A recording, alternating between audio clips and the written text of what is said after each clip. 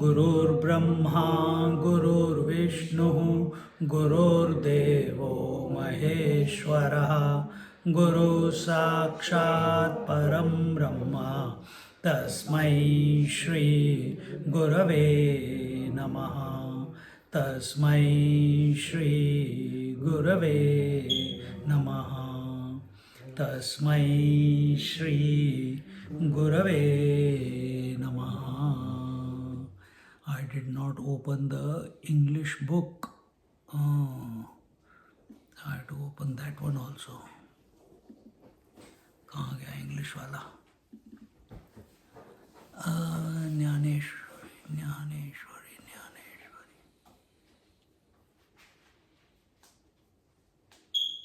Maybe it is.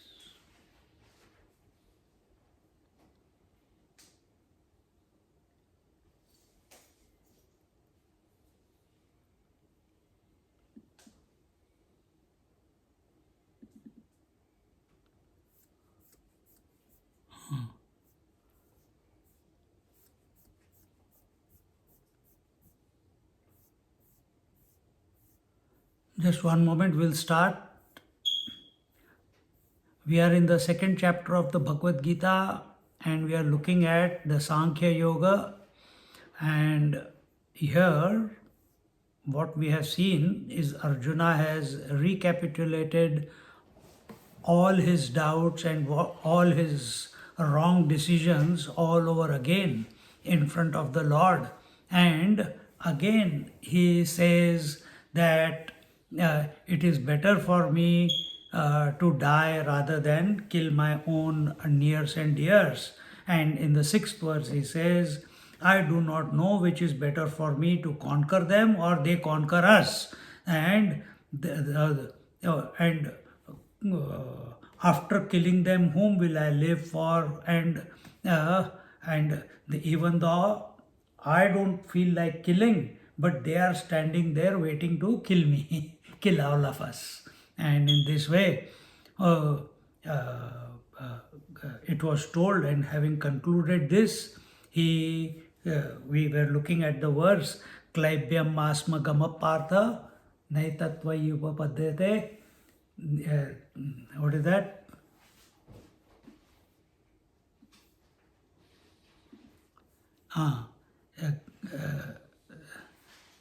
No, not. What am I saying? Karpanya dosho pahata swabhavaha prichhami toam dharma sammudha chetaha ayat shreya syat nishchitam bruhitan me shishyasteham shadhi mam toam prapannam. And these were the words that he utters, because when the intellect is totally corrupted, what is the corruption of the intellect? Tell. What is the symptom of a corrupted intellect? I'm good. I'm very good. That is sattva guna at its peak. Corruption of sattva guna is, the negative side of the sattva guna is, I don't want to kill, but they are all standing there to kill us. That is sattva guna. So what is the... No.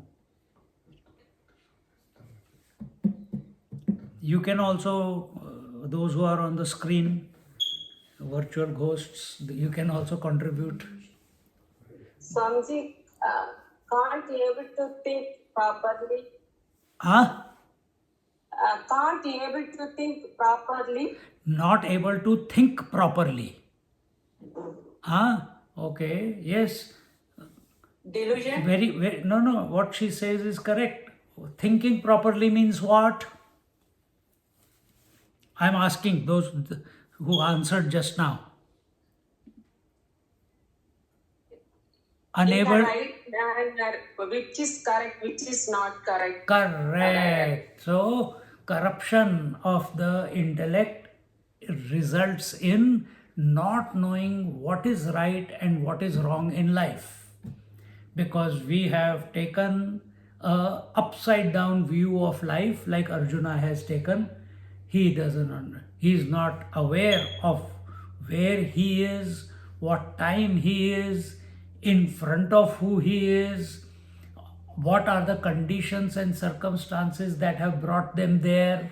All that he has forgotten. And remember, most important, the war is not between families. The war is being fought for dharma. Dharma kshetre kurukshetre. That's the first verse, isn't it? So the war is come about because the opposite side is not following the dharma. That's why the war has come about. And every opportunity and every stone has been turned to seek peace, but it has not. Duryodhana did not want it. Now the war has come because he is stuck to unrighteousness. He's stuck to greed. He wants it all. He doesn't want to share even 5 villages. And therefore, excuse me, and therefore, he says, Karpanya dosho pahata swabhavaha prachami tvam dharma sammudha chetaha yashreya syat nishchitam bruhitan me shishyasteham shadhi mam tvam prapannam. Please, because I am not able to decide what is right and wrong for me, so you please tell me what is right and wrong. You guide me towards what? You guide me Shreyas. You guide me towards the good. Right now I'm confused. I'm losing the plot. You guide me. Don't give me a lollipop and say, okay, now be happy. Huh?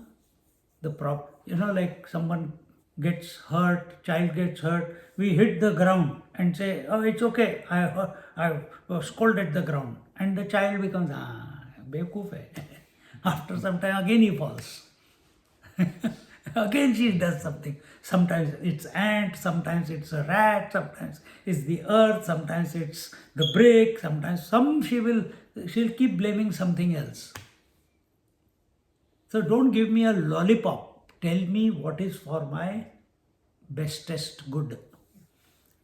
Why you should tell me what is for my good? Because I am your disciple and I am your devotee. I am surrendered at your feet. Therefore you should, O Lord, you guide me with that. And in this manner, the Lord, we saw, did we do the bhashya iska? कर लिया पूरा? Okay. So now from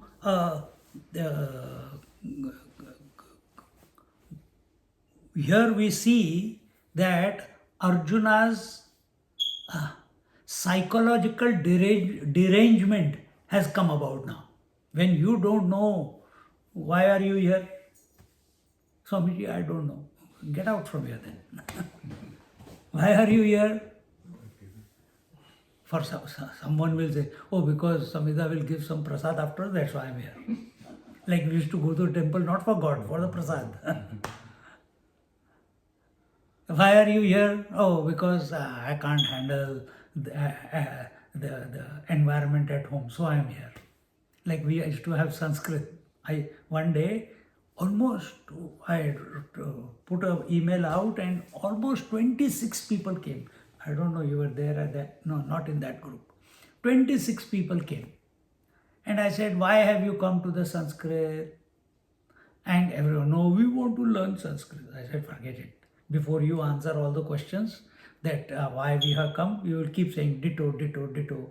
I'm very interested. This is my, it's the language of the gods, and it is the, all our scriptures are in Sanskrit. I'll tell you why you are here. It's like this. You are bored at home, so you are here. You're having dementia or Alzheimer's, therefore you are here, because you want to exercise your brain. You had a fight at home, therefore you are here. At least on Sundays I'll have peace of mind by going to Sanskrit. Yet others, you are here, some of you are here because you want to network, you want to see how many other people have come. And literally, there were people who came only on that first or second class, after that they didn't come. So they wanted to check who has come, who has not come, how many have come. They are collecting data, maybe from other organizations. Some are bored with themselves, so they want to come to Sanskrit. Yes, there are others who really, genuinely want to learn Sanskrit, but such are very few. Majority are only to pass time. So the teacher, when a person has gone through this, when you are studying Sanskrit, or when they were, I used to scold them, literally I used to scold them, like I'm scolding you nowadays. They have gone through that treatment. But it's not because I want to hurt you or in any way. Then why am I scolding or I'm showing the displeasure? Because I know the potential is there, but you are not putting it out across. Other times you are good, but sometimes totally the mind is distracted. Sometimes it happens. It depends upon what you have eaten, depends upon how you have slept at night, depends upon there are other jobs to be done, and Sanskrit is just one part out of the whole day. And things happen like that. So we are not where we are supposed to be 100%. That is the problem of Arjuna, isn't it? He is not 100% on the battlefield as a warrior. So we are not 100% as a student in the Sanskrit class, therefore we are getting distracted. And same thing can happen with the teacher also if he's not alert. So when you are scolded, this was like a scolding, well, afterwards it will come. Before, when Krishna spoke to Arjuna, it was like, what has happened to you, man?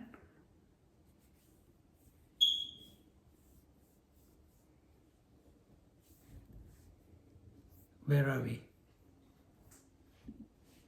We have done this verse, is it? So it's a scolding. How come? See? That was the Klaibyam Masmagabha Partha. That was the scolding. And here it is Karpanya Dosho. After that scolding, the student becomes meek. He was going on ranting the same thing again and again and again. So what has happened now in that few verses, 2-3 verses? What is the shift that has come about?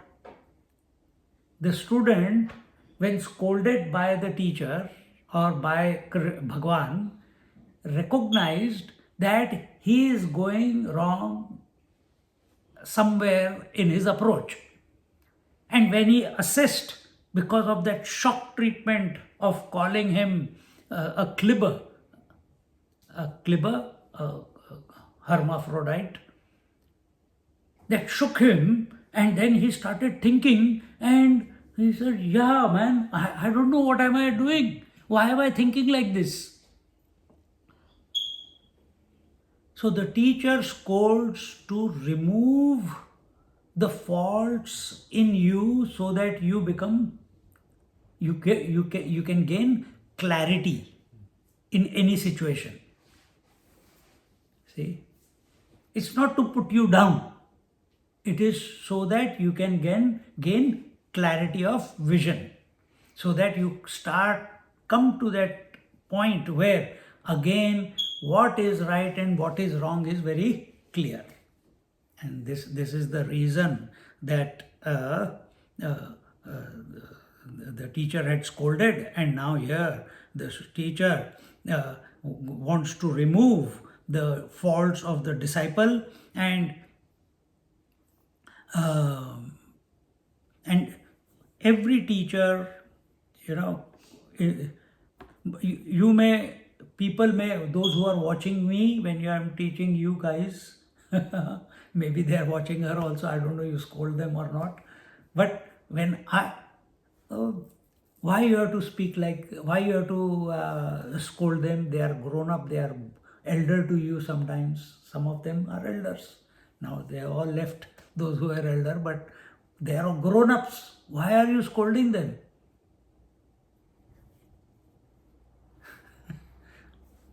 Who is this who is not studying Sanskrit?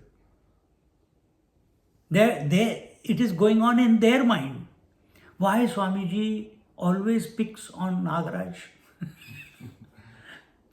Why Swamiji always picks on Nagaraj? Very few times on to the others. Why Nagaraj? Why? Because he sees the perfection in that person. Because he sees that there is no reason to express this weakness of non-surety about the words that when you use. You keep going, flipping. He tells all the options. Arey yaar, ek dhoond, you choose one. In the Sanskrit we are talking. Like someone says, who is this person? I don't know if he's a man, I don't know if he's a woman, I don't know if he's in between, I don't know if he's a gay, I don't know this, I don't know if it's a god, I don't know if it is a demon, I don't know. Alright? You must know something. Something you are experiencing. But if you always remain in this disposition of I don't know, arjuna sthiti.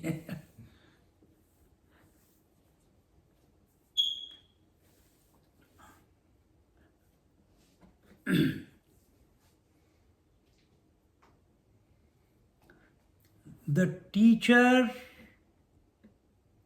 is always independent.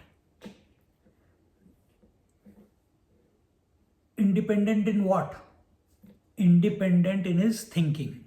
Independent in his disposition. And what does he want from the student? That the student also becomes independent like him. Self-motivated, self-inspired, self-driven. Not all the time you have to show carrot. You have to give a lolly. Or you have to scold. Every time. Sometimes it's okay, but who enjoys? Nowadays, why are we enjoying the Sanskrit class? Because all three of you are self-motivated. They are interested.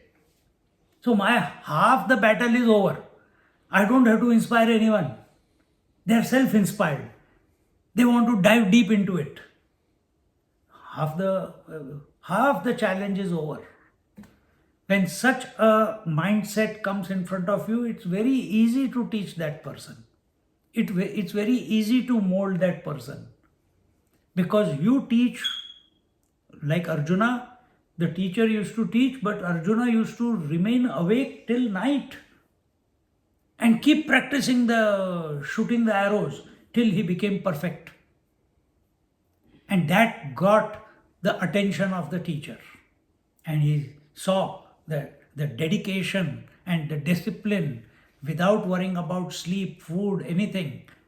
And next day he's still functioning. It's not that I worked at night, teacher, you saw me working at night, practicing, now in the daytime I'll sleep. Forget it. See? So,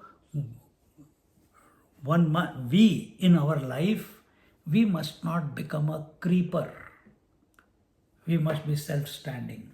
A creeper always hangs on to something or someone. It needs some support. It needs praise. One person called me from somewhere. He said, Swamiji, I've been working for 2 years in this company and they haven't even once praised me, and appraisal they give, but nobody appreciates. It's day in and day out, the same grind. I'm doing the same job. I'm doing it perfectly, but nobody comes and says, hey, well done, keep it up. Nobody says that.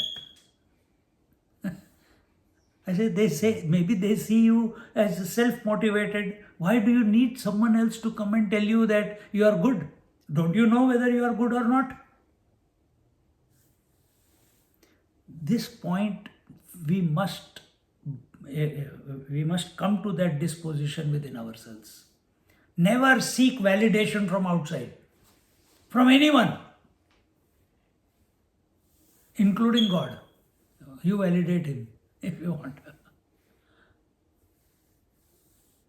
Don't seek validation from outside. Be self-motivated. Be that self-confidence, self-esteem, self-dignity. It should be of such a caliber that nothing is impossible for you within whatever is your capacity. I don't know, I cannot do this, it is very difficult, I have never done this, but I know I will try. Not like that. Yeah, okay, I'll give it a go. Your voice, I will give it a go. The other person automatically understands this fellow is going to give it a go, but he does not know everything completely about it. But see the attitude, I'll give it a go. Rather than crying, I don't know, if it's so difficult, I never worked on this thing and life is becoming difficult, I got other challenges, I don't know if I can take this project or not. This was our Arjun. And therefore, when a person is crying in front of you, whether it is your child, whether it is your wife, whether it is your husband, whether it is a student, whether it is people who come to download, there is no compassion there. For some time we say, but inside we have to become hard, because you give in to their crying, you have lost. They go further into it. Our job is, teacher's job is, God's job is to bring you out of that doldrum. Make you become self-confident, as we were saying before. And therefore, the Lord, because he wanted good of Arjuna, therefore, instead of empathizing with Arjuna, man, Arjuna, what you are saying is good. Instead, straight away, the first words he spoke, how come you are like this? Klebhyamma kasma partha. And when he said that, Arjuna got shaken up and it helped him to wake up. And that waking up resulted as surrender to the Lord. That waking up resulted as acceptance that I am standing in front of a complete person who is having extraordinary abilities, whether by knowledge, whether by physically, mentally, intellectually. He has seen the Lord present his extraordinary abilities. Arjuna's ability is not even 1% of that. But first time, till now, what was he looking at him as? A cousin brother. Now he is looking at him as my Guru and my God. Shift has taken place. And with that shift, because he was taking Krishna also as his cousin, he was taking everyone else also as his relations. Suddenly that entanglement with relationships for the moment seems to have fallen down, and he has come to realize he does not know what is right and wrong. So therefore, please help me, guide me for my good, because I am your student and I am your disciple and I am surrendered at your feet. See how? All this is the psychology behind. If you understand the first chapter and up till 10th verse, all your psychological problems are taken care of to a large extent. Then the finer ones that we deal with as we go along in the chapters. But majority of the problems, the divorces, the children, unruly parents, no discipline in the house, tantrums, irritations in life, irritation with your children, irritation with your partners, irritation with the society, continuously it is about people, you see people around. All this gets sorted if you understand the first chapter and these few verses in the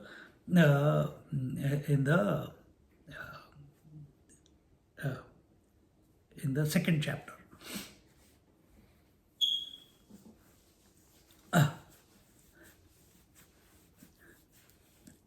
See, when it comes to shortcomings within us, like Arjun, he's got shortcomings, but what was he doing? He was singing the praise of his shortcomings. I don't want to fight, I don't want to kill. So, the first rule is never be proud of your shortcomings. If it is there, okay, I'll fix it, I'll move on. But don't be proud of them. And second part is, if you are not proud of it and you have recognized them, that this is a shortcoming, then have the ability to give the shortcomings up. Arjuna has done that. I don't know where I am. I don't know where my mind is. I am at your feet. Be able to give up the shortcomings, and you will not be able to give up the shortcomings if you are not ashamed of your shortcomings. Understand? If I keep thinking, no, I am like that only. Accept me or don't accept me. This is a big ego. I am like that only. I speak loudly.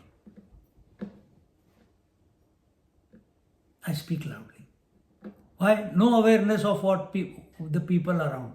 You are screaming. No, everyone is here. You don't need to scream loudly to talk to other people. Not aware. And when you point it out to them, then they say, oh, I am like that. Is there anything wrong if I speak loudly? They start arguing and fighting. But at other times, they don't speak loudly. So when they come to argue, means it has hurt, that comment has hurt them and they have become defensive and they want to hold on to it. Why? They are not recognizing that what they are doing is wrong. If they don't recognize it, then how will they change? This is just one example. It can be anything. A very simple example, another example. Many people you must have seen when they eat, they make all this noise. It's disgusting. And you tell them, no, I eat only like this. Because they don't want to change. Because they are not ashamed of it. If they are not ashamed of it, they will not change. They will not give that habit up. They will not put efforts to fix it.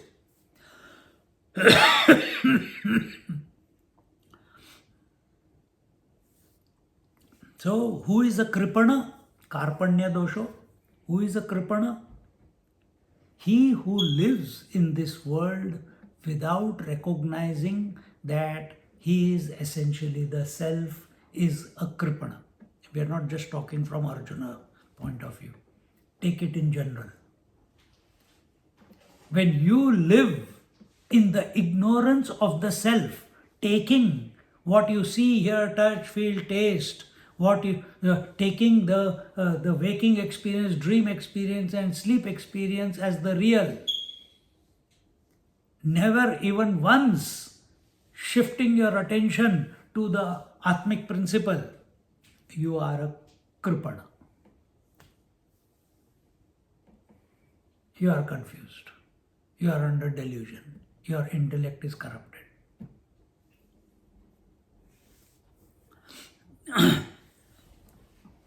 And such a person, he who is not able to give up his kripanata, he who is not able to give up this habit, or give up his shortcomings, such a person is not doing that because of, there is a big word, and that is mamata. We saw Dhritarashtra, the blind king, he did not want to give up the throne. So what is the mamta there? Mamta means attachment. Mine. I and mine. So mamta about what? About the tamas, throne. Or Duryodhana, he has mamta or attachment or what he wants in his life. Whatever is mine, whatever is yours is also mine. And what is the mamata of Arjuna? What is the attachment of Arjuna? What is my of Arjuna? Relations, correct. My relations, my grandfather, my teacher. So, क्या हुआ? My. So, it is because of this my, mamata, that this kripanata comes about in our life. These shortcomings come about in life. Then what is to be? You have a wholesome vision. See everything as a divine play. See the whole creation as a vibhuti or the glory of the Lord. Two ways you can see it. This is not the point, but I can't help it. What can I do?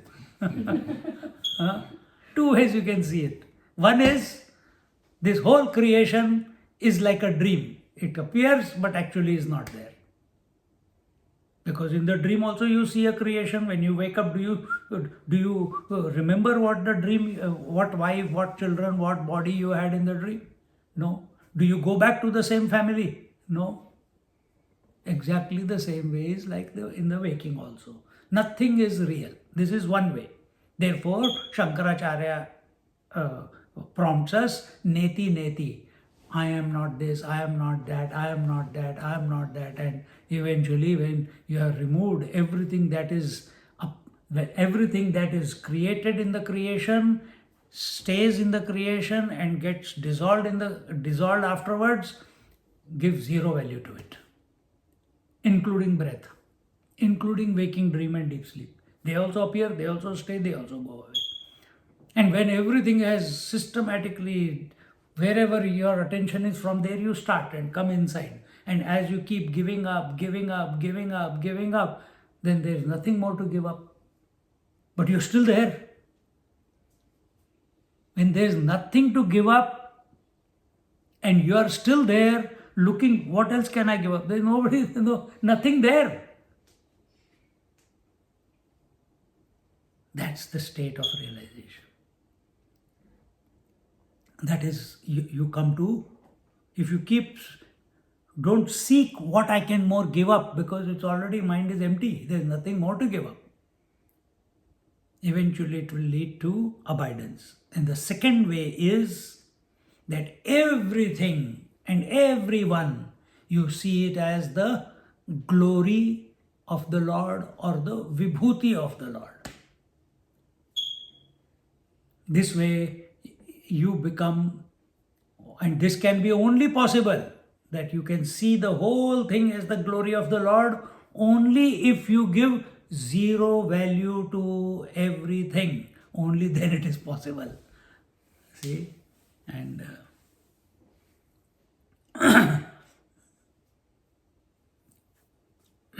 so when we give our attention to the mamata, to the attachment, to the mindness,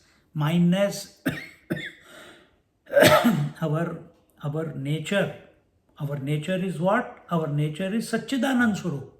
But when we take attachment as the norm, then that Satchidanand Swarup, that is our nature, the spirit, it becomes conditioned with that which you are attached to.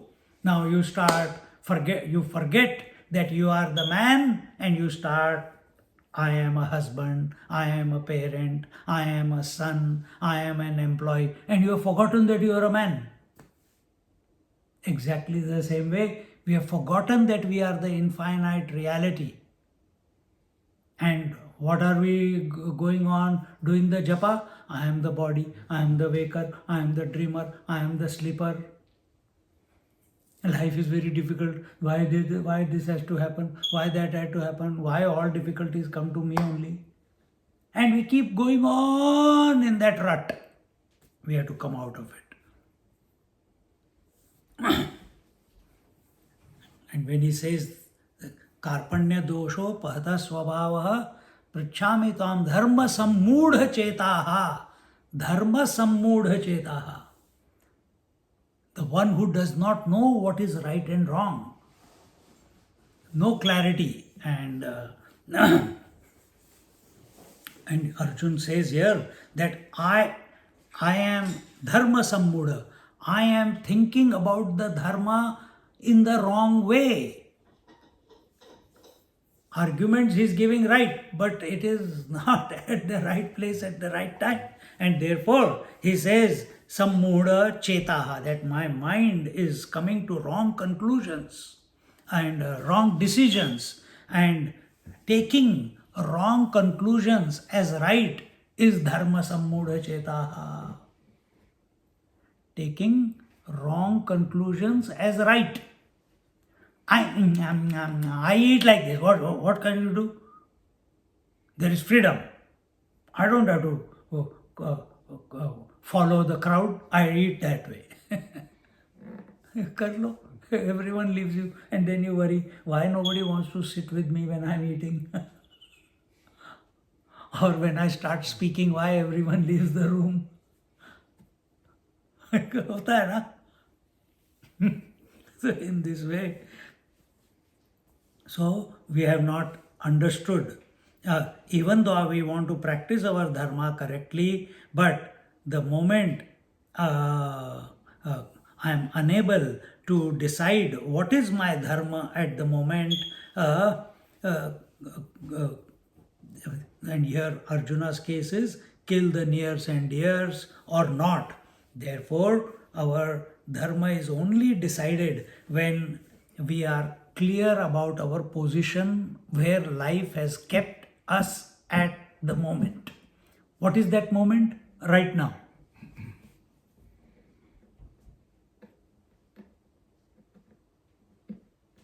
The dharma can be, righteousness can be, you will be clear about what is right and what is wrong only when you are clear what is your position. In front of your wife, you cannot be a child. In front of your husband, you cannot be a mother. Those things are possible also, but not in general. So you go to the office and the husband is still continuing. Sabko डांट के. Why? He had a fight with the wife.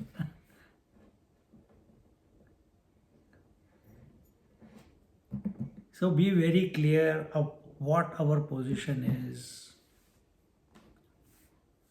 And in this manner, Yat Shreyasyat Nishchitam Bruhi Tanme. Why am I spending so much time on these verses? Because these are the foundations. So that we can catch where we are going wrong in our life. Yat Shreya Syat Nishchitam Bruhi Tanme. Therefore, O Lord, please tell me what is absolute good for me and don't try to please me. I already said that. Therefore, when life is lived on the basis of right and wrong, when the life is lived on the basis of right and wrong, it is called Shreyas. There is 3 words. I told you last week, isn't it? Shreyas. Second was Preyas. And the third was Nishreyas. Did you? Nishreyas. Nishreyas. Good, good, very good. So, when life is lived on the basis of right and wrong, it is Shreyas. When life is lived on the basis of likes and dislikes, or beyond likes and dislikes, then it is Nishreyas. Because so where it is right and wrong, it is good. But Nishreyas is higher good. So I can be very factual in life. I can be very factual. This is the way it is. That's it. This is right, this is wrong. No compassion, no empathy, no heart involved in that. But when I'm living from majority of us, how do we live? I like this, I don't like that. Nowadays, I hate that. When we are not under the influence of likes and dislikes, then we are moving towards Nishreyas. What does like and dislike lead to? Angry and greed. Huh? Angry and greed. No. Think. If you get what you like, what happens? I want more. Huh? I want more. Want more, but what happens initially? Happy. If you don't get what you like, you become unhappy. So likes and dislikes lead to sukha dukkha, joys and sorrows. When we start living a life above likes and dislikes, not getting influenced by likes and dislikes, then what is happening? Our oscillation of joys and sorrows, that is also reducing. You understand? And that is healthy. If the pendulum goes on the other side, where we are too much joy and too much sorrow, such people are called lunatic. Isn't it? But if our disposition is equanimous, it is a bit steady, something, whether we are not succumbing to anything, we are not hating anything, we are not disliking anything. That's why with the kids, I always use the word. The moment I hear them, I hate that. I say, don't hate. What is the word? I don't like. That we want to go beyond like and dislike and hate. What is the word you should use? Prefer. I don't prefer. Or I prefer. Then like and dislike is out of your vocabulary.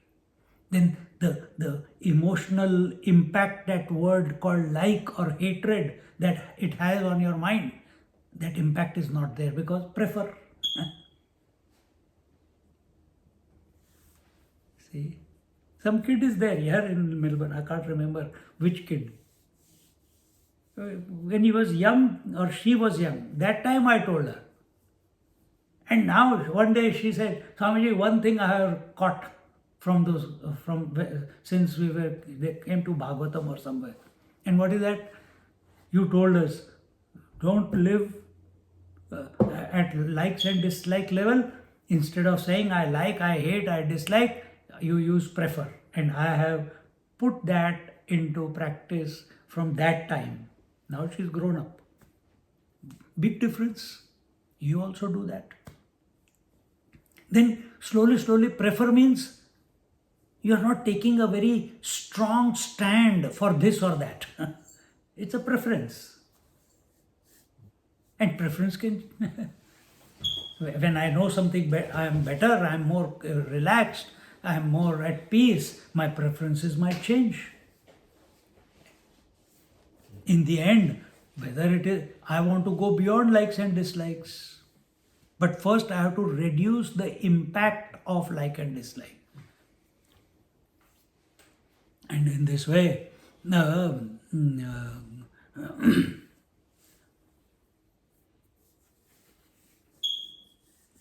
see, many people come to us and they ask a question. And when they ask a question, whether it is of the family, whether it is about their children, whether it is about our scriptures, and many in Sanskrit class, why they used to go, I want to study the scriptures myself. That's why I want to study Sanskrit. What capacity do you have to study the scriptures? Scriptures don't say that you should study us independently. They say you should listen. They don't say you should read. It is Shravanam, Mananam, Nididhyasanam. It is not written Pathanam, Mananam and Nididhyasanam. Pathanam means reading, studying. It says Shravanam, listen. It's straight away taking you, when you are listening, which faculty is functioning in you compared to when you are reading? I'm asking. Which faculty is functioning when you are studying and when you are listening?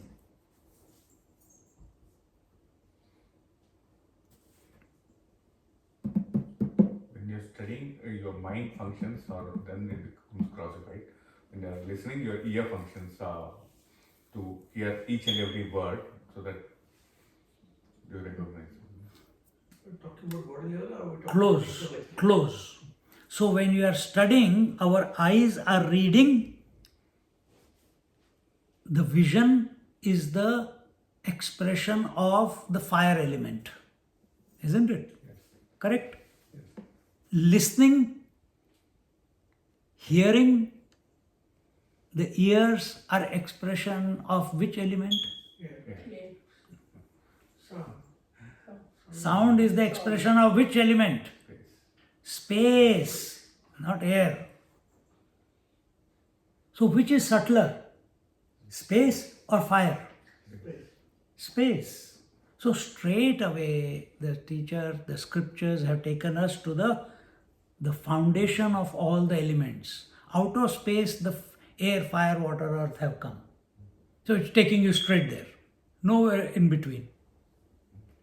When you see and you read, still understanding is happening in the mind only, but convoluted understanding. Because I understood, I studied, it is my conclusion. Do what you want. But when you are listening to a teacher, you are listening to a master, you are listening to a teacher who is following a parampara. You are listening to a master who is established in his self. You hear more than words. Pardon me? You hear more than words. Yes, exactly. Exactly. So the caliber of delivery of a realized master, the caliber of delivery of a person who is practicing what he is teaching in his life like we are, that will be different. Because our understanding is not our independent understanding. Our understanding is based on all the teachers. And you can keep going back. It's been handed down from teacher to student, teacher to student, teacher to student, teacher to student, and it has come here. Now, if you read Karpanya dosho pahata swabhava, this verse, and you read Dnyaneshwari Maharaj's commentary, or you read just the verse Karpanya dosho and read the two lines of meaning, will you get all this understanding that we are giving you? Then where did we get it from? We got it from our parampara. And then in light of that knowledge, we look at the world. In light of that knowledge, we look at our mind. In light of that knowledge, I find out where are my shortcomings. How can I correct them? Where am I going wrong? What am I got? What I have remained attached to? Where is the mamta within me? Is my mamta towards the parents? Then I am not a sannyasi. Is it to my siblings? Then I am not a sannyasi. Is it towards the people in this creation? Then I am not a sannyasi. Then the only is it in the script? Is my attachment to the scriptures? That also must dissolve. Is it with my mind? That also must dissolve. Sannyasi means samyak nyas. You have to remain equanimous under all conditions. See? But so reading this, giving lecture on this, the first student is me myself. My mind is the first student. And when I keep repeating it again and again and again and again, so many times we have taken Bhagavad Gita.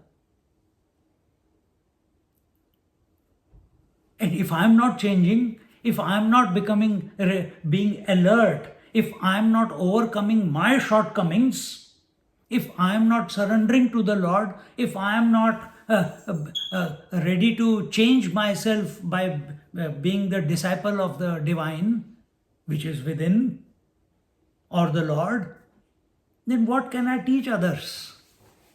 I must transform, isn't it? When? Right now. Not one day, right now. See, this type of disposition, nishchitam is, don't tell me in general, but tell me conclusively what is good for me at this very particular moment, not in generalized life. Right now, this is my situation. I have lost the plot. You have scolded me. I have understood that I am going wrong. Tell me what is good for me right now in this situation. People come, Swamiji, if everyone became sannyasi, then what will happen to the world? Is that your problem? Are you a sannyasi? No, Swamiji. I got a girlfriend or I got a wife and I got children. Then why you are asking the question? Why are you asking the question? If it is not, if that question has got nothing to do with you, if that question has got nothing to do with the interaction that we both are having right now, where did this suddenly a brainwave come? That if everyone became a sannyasi, has your life from childhood till today shown you that everyone is becoming sannyasi? In spite of so many sadhus and nagababas and sannyasis there, has everyone become sannyasi? Have you become sannyasi? No, Swamiji, forget it. Then why are you generalizing it? So here, in that sense, I'm bringing here generalization and specific. So here, Arjuna says that, tell me, nishchitam bruhi tanme, nishchitam, be conclusive and please tell me. So when the real sadhak is a person who is able to give up what is not good and conducive for his sadhana in his life. He is a sadhak. So, yeah, hats off. I feel very privileged to teach guys like him. In 2 years, 1 year or 2 years? 2 years. One day he came, I want to study Bhagavad Gita. I want to learn how to chant Bhagavad Gita. I said, okay, come. He used to come in the mornings when our classes were there. He will come half an hour earlier and he will chant with me. But it was hard work because he's trying to read it from the English and the pronunciation is coming wrong. And something it went on for a few months. And then someday it clicked in him that I must study Sanskrit. And he says, Swamiji, can I join? I said, you have to sit with all the kids. He came, but he persisted. his pronunciation was atrocious. Coming from South India, you can get it clear. I'm not saying everyone is like that, but it's the environment that we have grown up in. So wrong pronunciations of the alphabets, but he persisted, and that persistence has led to this point where he is self-inspired, self-studying, and understands the grammar, understands all the letters of the Sanskrit language.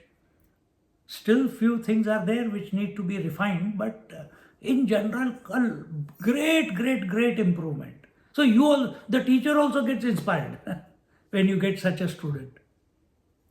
So that is a sadhak with reference to Sanskrit. Keep at it. Never accept defeat. Be ready to change. Okay, why I am such a good student. He only said it, and very next class he is scolding me and ridiculing me in front of everyone. Not that I do ridicule, but what scolding is there? Okay. No, don't go in that direction. Instead, our attention should be on ourselves. Okay, my God. Again, instead of I said ah. Or instead of I said confused. Instead of I said e. Instead of I said e. So at that time, you have to take it. Yes, it is. I got caught in a loop. I have to come out of it. I must give up this wrong habit. Rather than, why he is scolding me? He never scolds anyone else. Why he always points to me? He never points to anyone else. This is Arjuna attitude.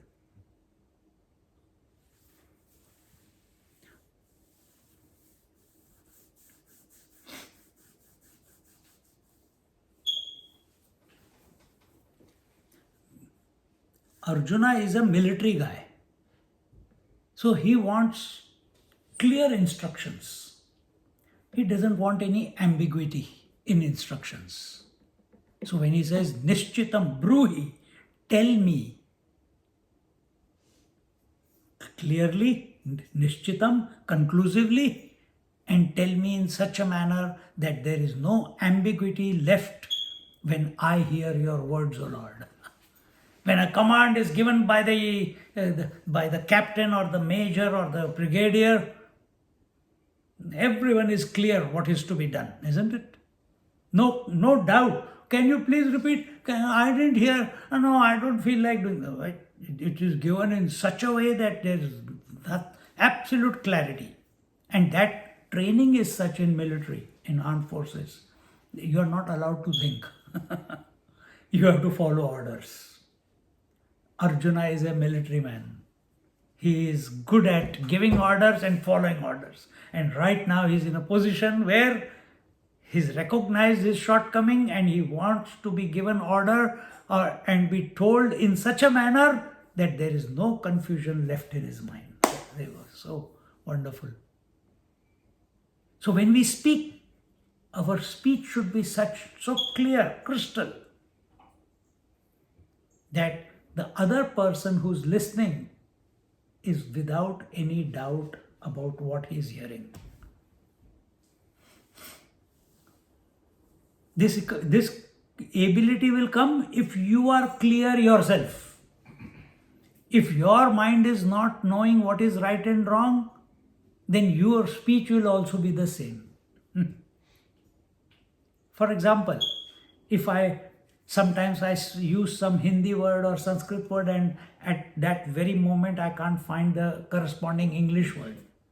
Confusion. Hey, what does that mean? What does that mean? What does that mean? There's confusion. You are also thinking, what does it mean? What does it mean? You also start thinking the same way. The one who is equanimous, he says, no, Swamiji, that means this. And then, okay, continue from there. So why did that happen? Because unclarity about that word.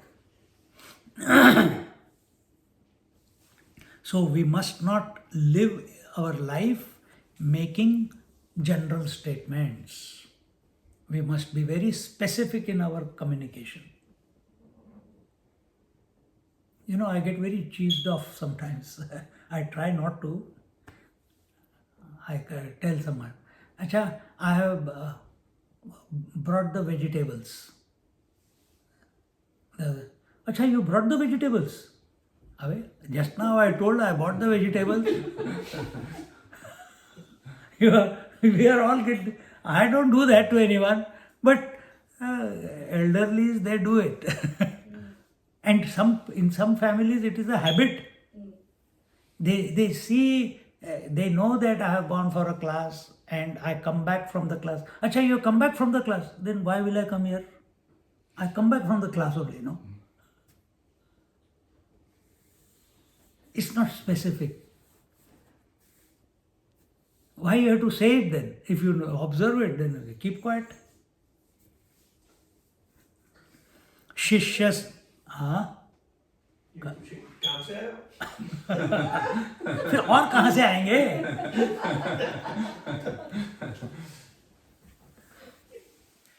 पर वो तकिया कलाम हो गया और कुछ नहीं, है ना? इट्स आउट ऑफ शिष्यस्तेहम शाधि माम त्वाम प्रपन्नम. Because why you should tell me without ambiguity and with clarity and conclusively? Because I am your shishya. Shishya is teham. Aham te shishya. I am your student. I am your student.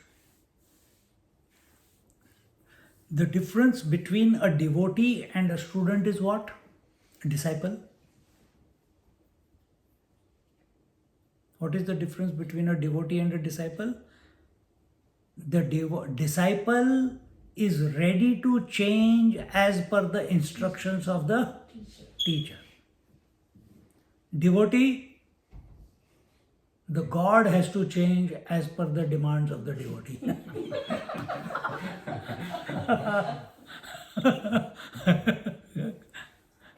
See, he has to come down on earth to give darshan. But if you don't listen to the teacher, teacher says, go to someone else. वो दाल यहाँ नहीं पकेगी.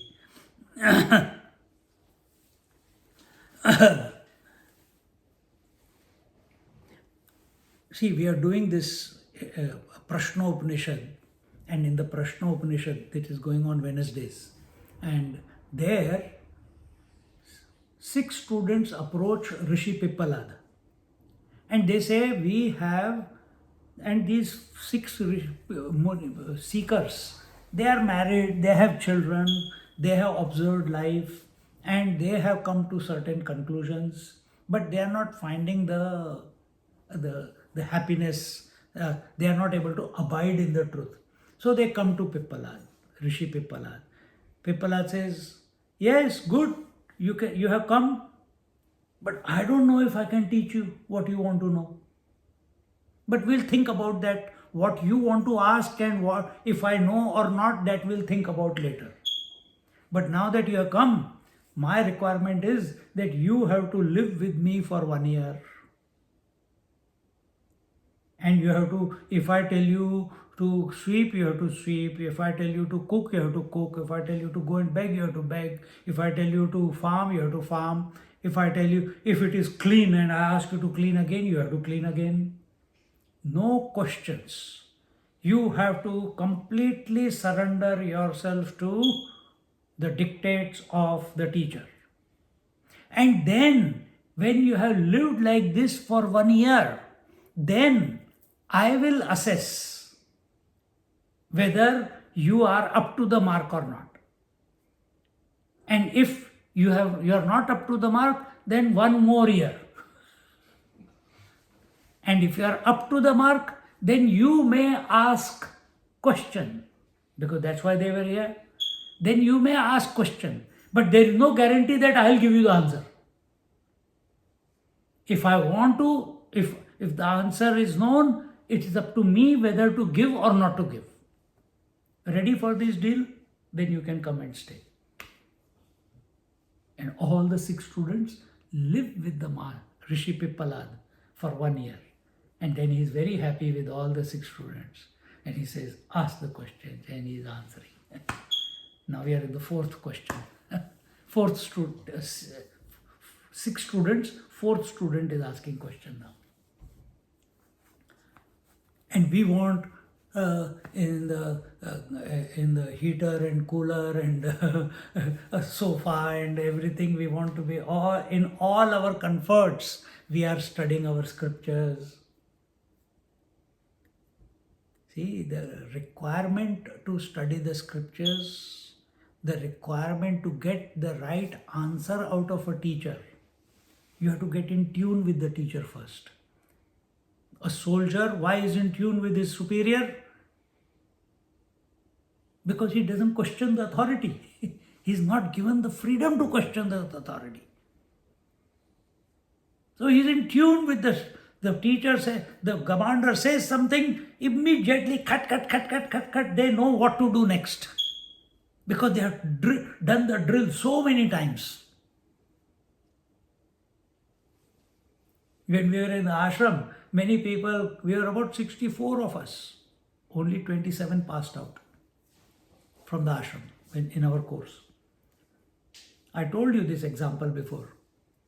From the first week onward, Swamiji said, our kitchen staff has resigned, and there are 200 people in the ashram, including all the brahmacharis, and we have to wash the dishes. So I hope you don't mind. We need to put in the hard work, and apart from the 6 classes every day, after breakfast, I need volunteers to clean the dishes also. After first week, 10 people left. We have come here to study scriptures. We didn't come here to wash dishes. This is a Shudra job. This is a lowly job. I'm a Brahmin. I am a sannyasi. I am this. I am that. I have studied so many scriptures before. I came here to study, not to wash dishes. If I had to wash dishes, I would have taken a job in a restaurant. People were there like that. 10 people left. Now we are 54 of us. Second week came, Swamiji said, oh, that was very good. But the kitchen staff, there's only 3 of them, and they cannot cook also and wash also. So I think we need another team of people to wash the lunch dishes also. 200 plates, 200 spoons, 200 katoris. Pots we don't have to do, only the plates. Another 15-20 left after second week. Then third week came, he said dinner also. Another few left. Where is the tuning? For small things, we are ready to, our ego comes up. Who is he to tell? This is not a teacher. Teacher doesn't behave like this. How can a teacher, teacher should teach the scriptures. Why is making us wash the dishes? He used to make us scrub the road. We have scrubbed the tar road.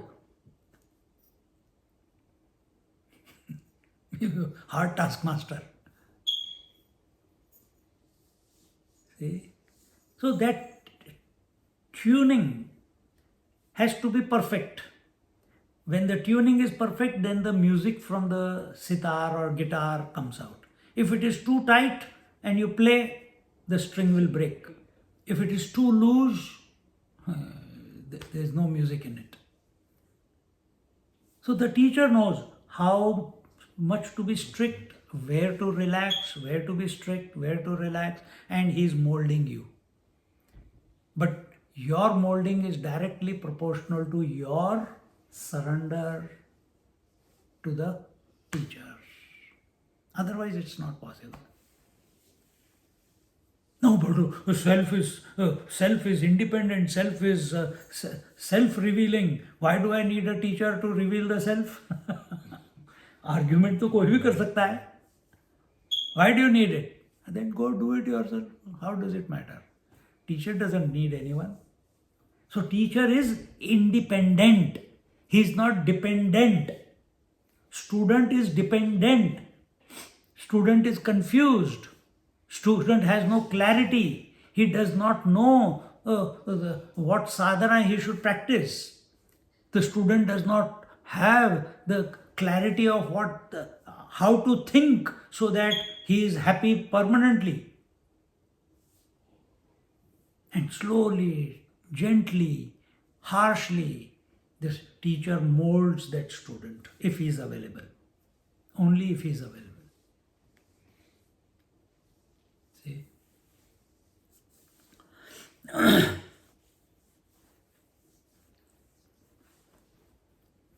So therefore, only that student who is available, to that student the teacher gives instructions.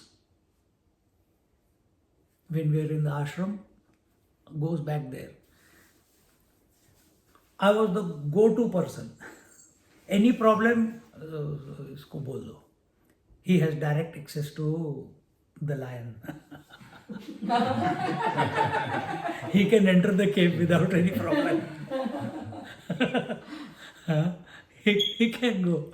So any issue, any problem anyone has, they will tell me, but I will not go. If it is not for with reference to the class, only then I will go. Not for individual issues. But then that led to jealousy. Why Swamiji asks me only, this brahmachari only, to do all the work? Why? Is he a favorite? Why he doesn't ask others to do the job?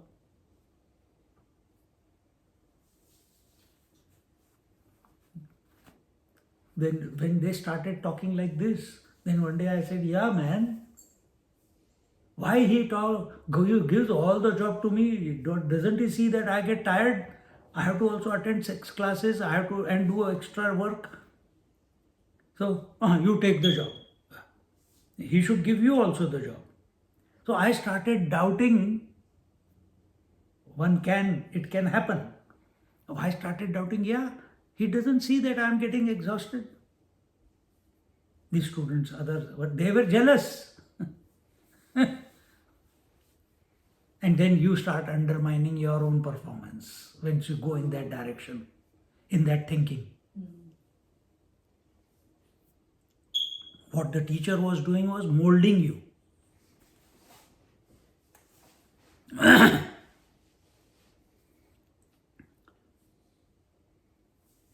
And what kind of disciple?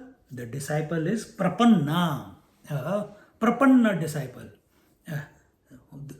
The disciple, like that, those 6 students who had fallen at the feet of Rishi Pippalad and were ready to be molded.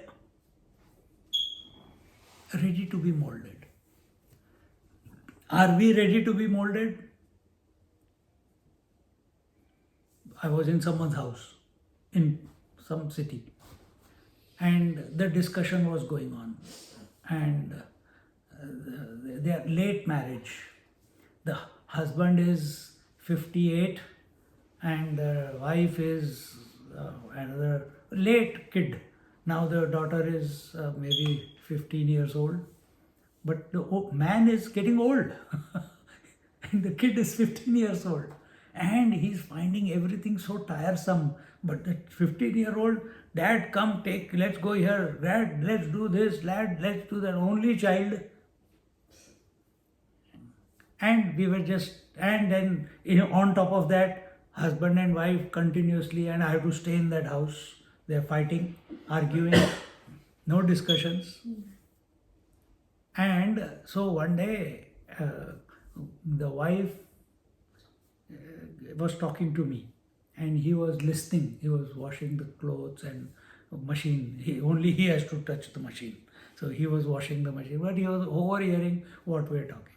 And he came and joined the discussion. Join, apne ko kya hai? It's open. And then he said, Swamiji, this, that. He started telling the whole story, blah, blah, blah, blah, blah, blah, blah. And when I said something, he said, no, you don't know. I said, okay, I don't know. If someone argues that way, I said, I don't know. educate me. No, you. Then again he started saying, I said, look at it this way, don't look at it. He says, what can you know? You are not married. How will you know about what is the challenges between husband and wife? What are the challenges with parenting? I said, yeah, I don't know. I don't know. And I said, if that is the case, that if you say, if your conclusion is that I don't know what is married life, I don't know what are the issues between husband and wife and parents and children, topic closed. I will not talk about it anymore. And I stopped. And he kept prodding. No, but I said, topic over. If you think that I do not have the authority to talk about it, then there is nothing to talk about. Topic over. No, you're getting, I said, I'm not getting angry. There's nothing to be angry. If you are not available, I'm not going to open my mouth. When you want some solutions, there has to be a particular, correct attitude has to be there. And that's the attitude which Arjuna is showing in front of and what is that? He surrendered at the feet of the Lord. Prapanna. So first is disciple. Disciple is he who is ready to change for the whatever is the dictates of the teacher. And that change is possible only if he is surrendered to the teacher. And therefore,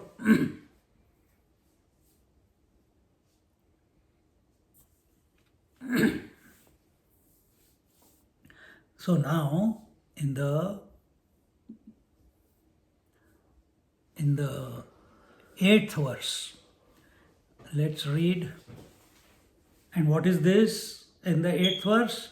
What is this prapannata? What is this surrender? What is this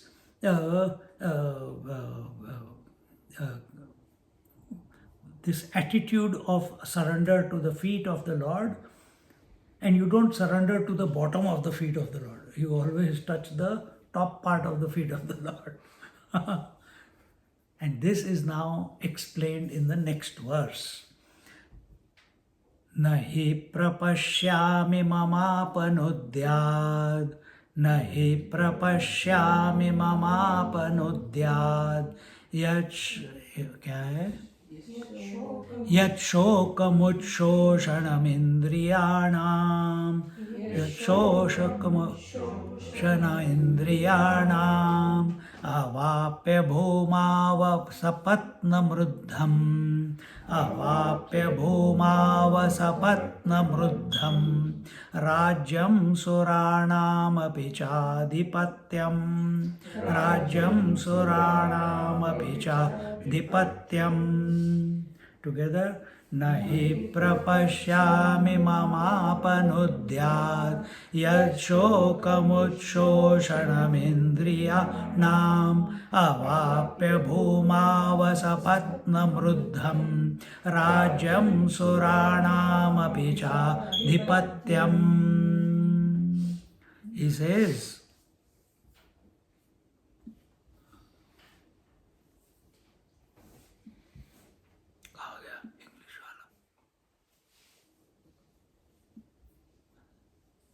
ढूंढते ही रहता हूँ, कहाँ गया भाई?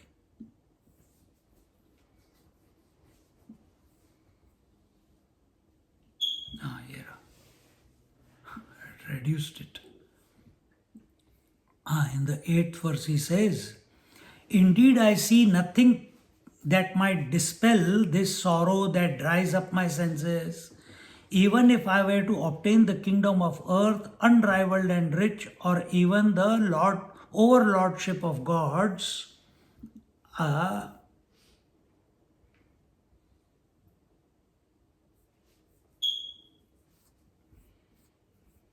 eighth, adhipatyam is lordship. So Dnyaneshwari Maharaj says here, हे सकळ कुळ देखोनी जो शोकू उपनला से मनी तो तुझिया वाक्या वाचूनी न जाय आणिके एथ पृथ्वी तळ आपू होईल हे स महेंद्र पदही पाविजेल परिमोह हा न फिटेल मानसीच्या जैसी बीजे सर्वता आहाळली तो ती सुक्षेत्री जरही पेरिली तरी न विरूढती सिंचिली आवडे तैसी. कहाँ पे है? हाँ. ना तरी आयुष्य पुरले आहे तरी औषधे काही नोहे एथ एकची उपेगा जाये परमामृत तैसे राज्य भोग समृद्धी उज्जीवन नोहे जीव बुद्धी एत जिव्हाळा कृपानिधी कारुण्य तुझे ऐसे अर्जुन तेथ बोलिला जव क्षण एक भ्रांती सांडिला मग पुनरपि व्यापिला उर्मी तेणे की मज पाहता उर्मी नोहे हे अनारिसे गमत आहे तो ग्रासिला महामोहे काळ सर्पे. We'll read the whole thing. सवर्म है ना. सवर्म हृदय कल्हारी तेथ कारुण्य वेळेच्या भरी लागला म्हणवनी लहरी भांजेची ना हे जाणोनी ऐसी प्रौढी जो दृष्टी सवेची विषफेडी तो धावया श्रीहरी गारुडी पातला की तैसिया पंडुकुमारा व्याकुळा मिरवतसे श्रीकृष्ण जवळा तो कृपावंशे अवलीळा रक्षील आता म्हणवनी. अच्छा अभी काफ़ी लंबा है, मैं सोचा हो गया. म्हणवनी तो पार्थू मोह फणिग्रस्तू म्या म्हणितला हा हेतू जाणोनिया मग देखा ते तफाल्गुनू घेतला असे भ्रांती कवळूनू जैसा घनपटळी Bhanu आच्छादिजे. We'll just go through the thing. The grief that I feel at the sight of these kinsmen will not be relieved with your instruction. Now, he is beating the same beat.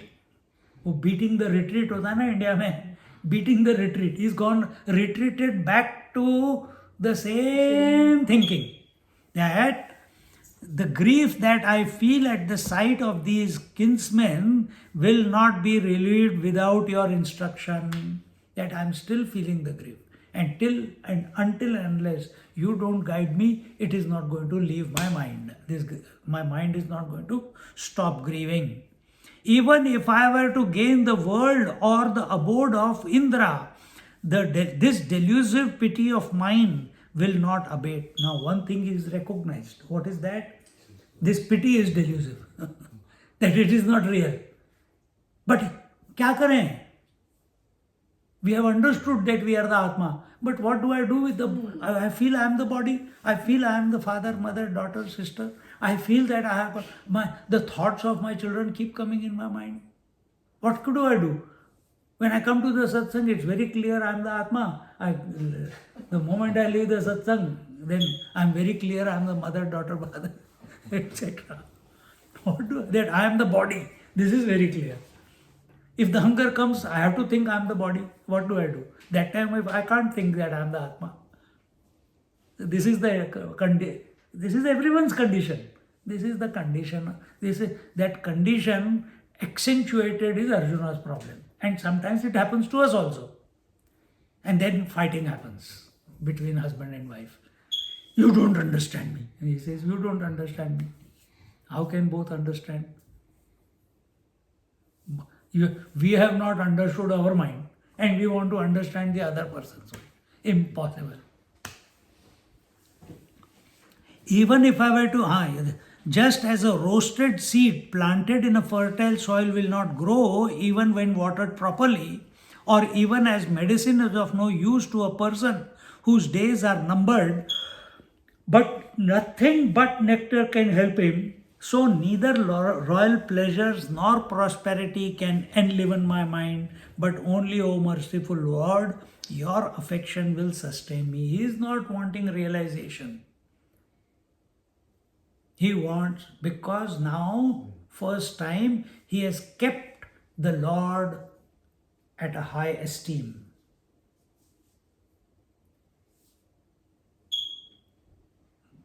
Once you keep the Lord at the high esteem, then you are ready to change. Then you are ready for instructions. Instructions, not giving orders.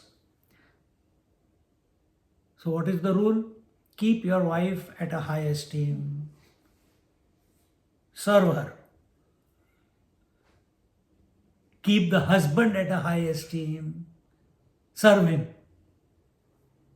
Acha, Swamiji said this. Swamiji, now you put me at the high esteem. Abhe, tujhe bhi wahi karna hai. This is not for giving instructions to other by you, to put it into practice in your life. Where we sacrifice ourselves, where we serve, there surrender happens. There purification happens. But where me versus you, man versus woman, one couple is there, in Melbourne only. The wife is elder to the husband. And she complains to me, Swamiji, he is younger to me, he doesn't listen to me.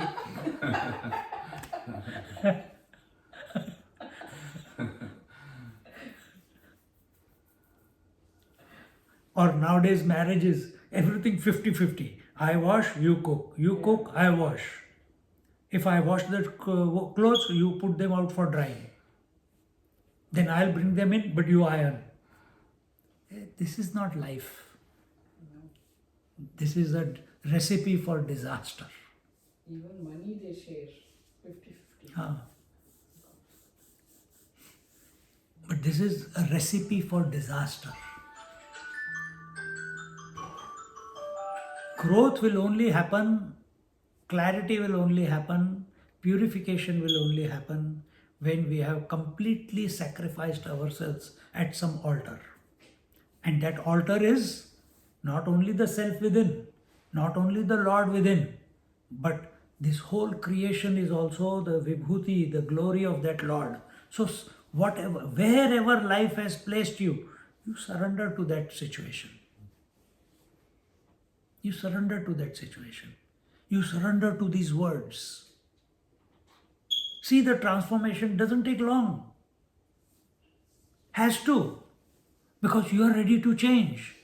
Because you are recognizing that you are in front of Gita. Gita has more knowledge than entire worldly knowledge put together. It's still greater than that. See? Then why will not Gita bless you? It will bless you.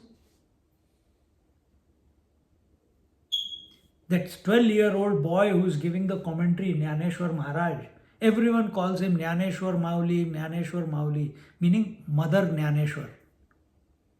Why? Because they are all surrendered. He is speaking their language. He is giving the examples which they understand.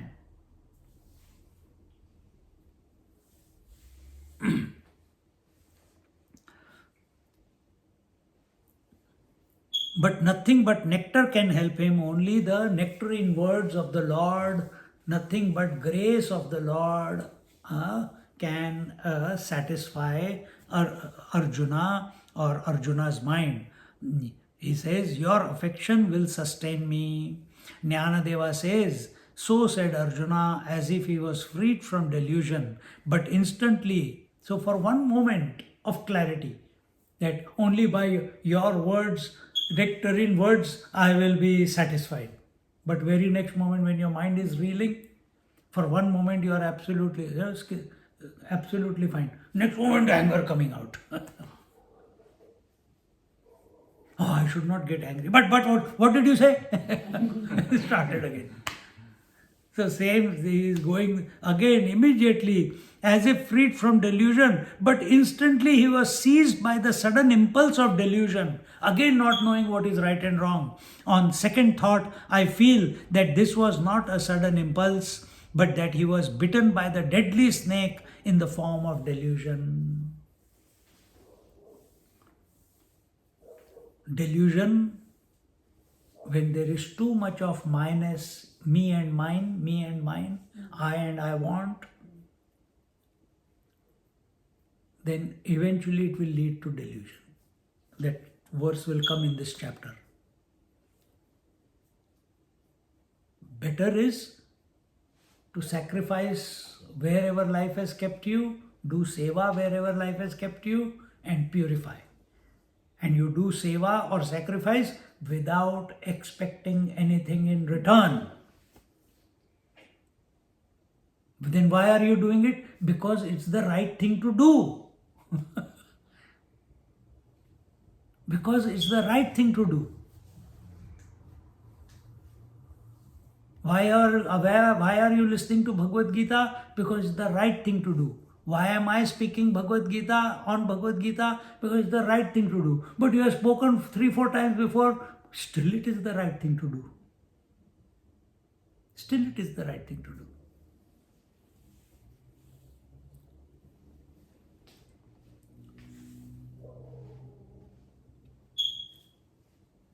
When it saw, till where did we read it?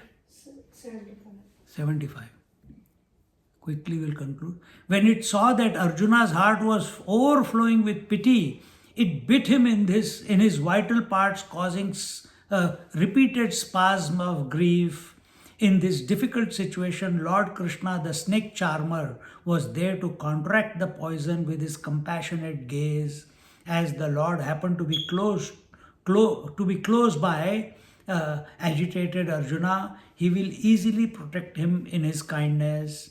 With this in view, I had stated that Arjuna was bit by the snake in the form of delusion. Arjuna was enveloped by delusion as the sun is covered by clouds.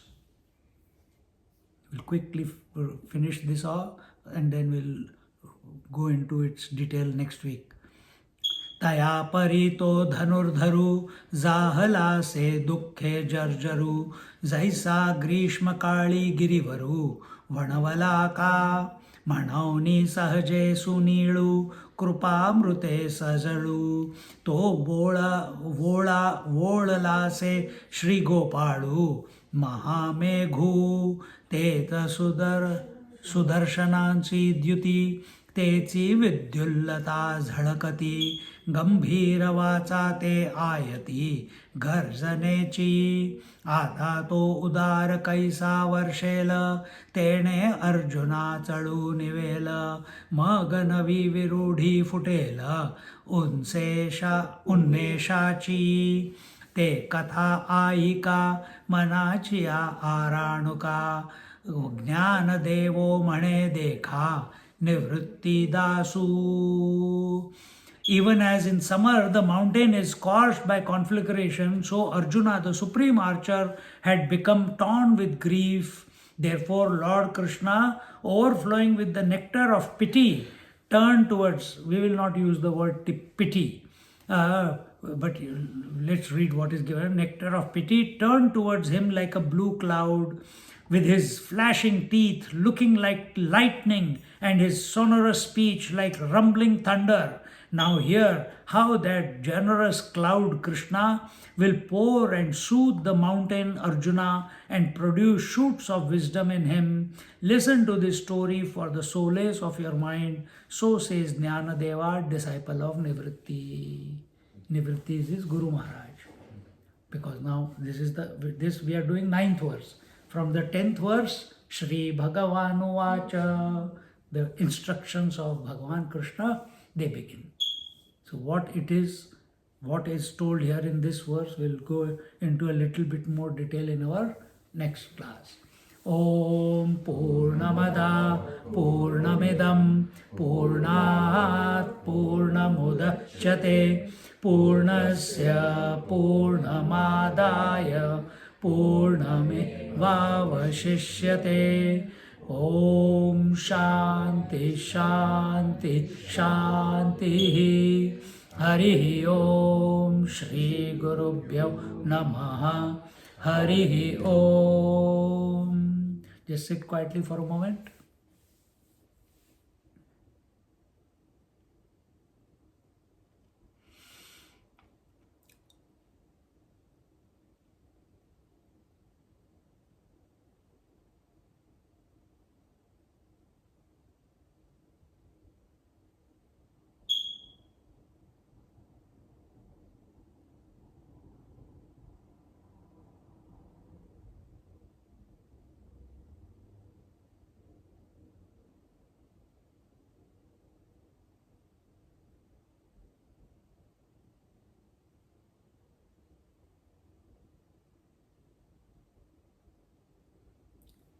Hari Om.